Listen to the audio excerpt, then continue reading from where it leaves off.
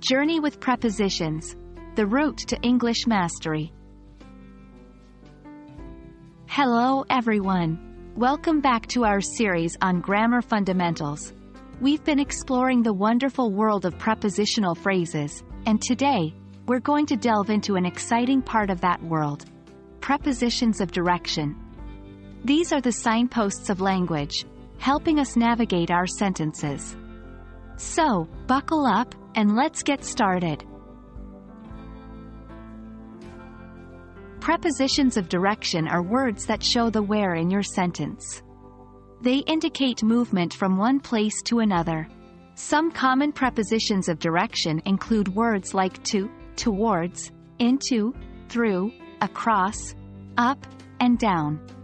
For example, in the sentence, "She walked to the market," the word to is a preposition of direction. It tells us where she went. Using prepositions of direction correctly can really level up your English. Let's explore some examples. 1. To. He went to the cinema. This preposition is used when the movement is towards a specific location or destination. 2. Towards. She ran towards the exit. Here, towards suggests direction, but the destination is not reached. 3. Into. He jumped into the pool. Into implies movement where someone or something enters a particular place. 4. Through. We walked through the park. Through describes movement from one side to another within a place. 5. Across. They swam across the lake. Across implies movement from one side to another, crossing a certain area. 6. Up and down. She climbed up the ladder and then went down the slide. These prepositions indicate vertical direction. Now that we've gone through what prepositions of direction are and how to use them, it's time for some practice.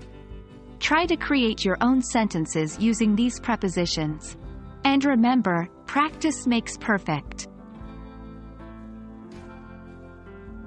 And that wraps up our exploration of prepositions of direction.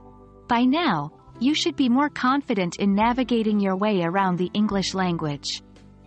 Keep practicing and remember, every step forward, however small, is progress towards your language learning goals.